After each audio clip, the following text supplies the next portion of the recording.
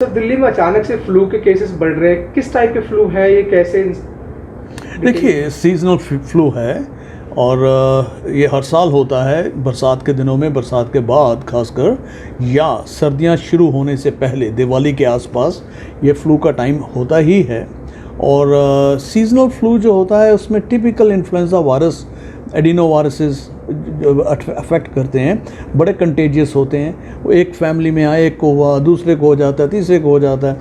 सो इसका बिहेवियर ये होता है कि आमतौर पे इसमें फीवर, बॉडी एक्स, थोड़ी बहुत खांसी, नज़ला, थकावट, वीकनेस, ये सारी चीज़ें इसमें होती हैं जो कि 3-4 दिन रहती हैं आमतौर पे। अनलेस कि कोई बीमार है, कोई कोमॉर्बिडिटीज़ हैं, तो उसमें कई बार 1 हफ़्ता भी लग जाता है, लेकिन आमतौर पे ये 3-4 दिन में ठीक हो जाता है। लेकिन इसी टाइम पे स्वाइन फ्लू के केसेस भी देखने को मिल रहे हैं, जो कि कुछ हद तक बिहेवियर उसका कोविड-19 की तरह होता है। अब यही इंसान अगर उसको सांस में चढ़ना शुरू हो जाए और ऑक्सीजन फॉल करना शुरू हो जाए तो हम बहुत अलर्ट हो जाते हैं। हम सिर्फ कोविड टेस्ट ही नहीं करते, H1N1 टेस्ट भी करते हैं, इन्फ्लुएंजा ए टेस्ट भी करते हैं, क्योंकि इन सब का बिहेवियर एक ही जैसा है और इनकी इंक्यूबेशन पीरियड भी बहुत ज़्यादा फ़र्क नहीं है। इंक्यूबेशन पीरियड जो पहला वेव था कोविड का, उसमें ज़रा लंबा था, 5-6 दिन, 7 दिन, 12 दिन, 10 दिन तक भी था। लेकिन जो सेकेंड वेव आई थी उसमें इंक्यूबेशन पीरियड 2-3 दिन का था, बल्कि एक ही टाइम पे सारे फैमिली मेम्बर्स इन्वॉल्व हो रहे थे। सो ये जो स्वाइन फ्लू है, इसमें इंक्यूबेशन पीरियड थोड़ा सा लंबा होता है, लेकिन इन्फ्लुएंजा से थोड़ा सा लंबा होता है।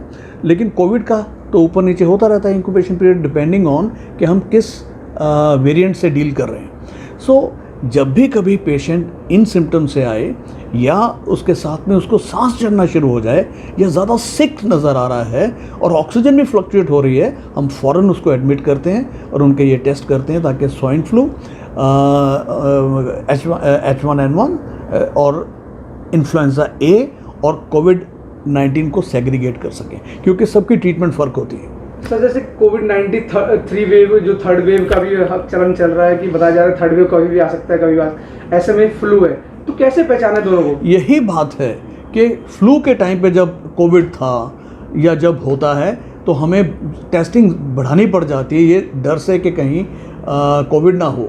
लेकिन जब इन्फ्लुएंजा का फेस नहीं होता तो ये सिम्टम्स, जब पीछे गर्मियाँ गुजरी हैं, अप्रैल मई में खासकर, जून में भी जब कोई फ्लू नहीं था, तो अगर ये सिम्टम लेके पेशेंट आ रहा था तो it was taken for granted कि हम कोविड-19 से डील कर रहे हैं, क्योंकि उस वक्त ना इन्फ्लुएंजा ए था, ना H1N1 था, ना ही फ्लू था।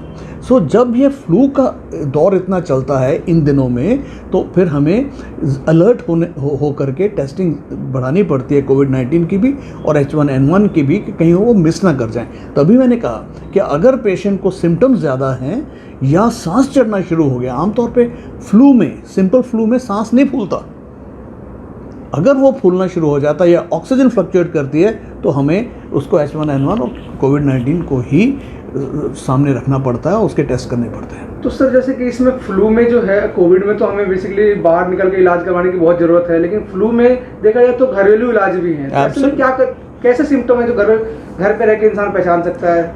जस्ट कंजेशन के लिए एंटी हिस्टामिन्स ले लिए, फीवर के लिए क्रोसिन ले लिया और रेस्ट किया और खूब सारा लिक्विड्स लिया।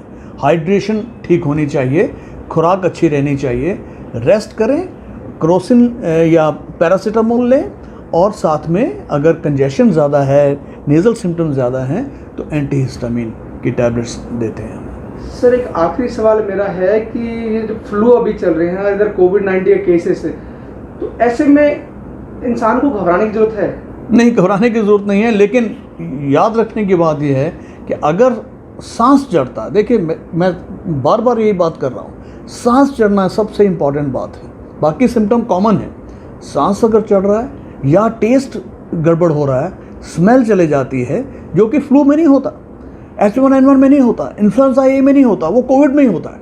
अगर वो चीज़ें होती हैं या किसी भी सिचुएशन में सांस चढ़ रहा है, तो आप हॉस्पिटल में फ़ौरन जाइए, डॉक्टर को दिखाइए, और वो टेस्ट कराना ज़रूरी हो जाता है, और अगर एडमिशन की ज़रूरत है तो करना चाहिए।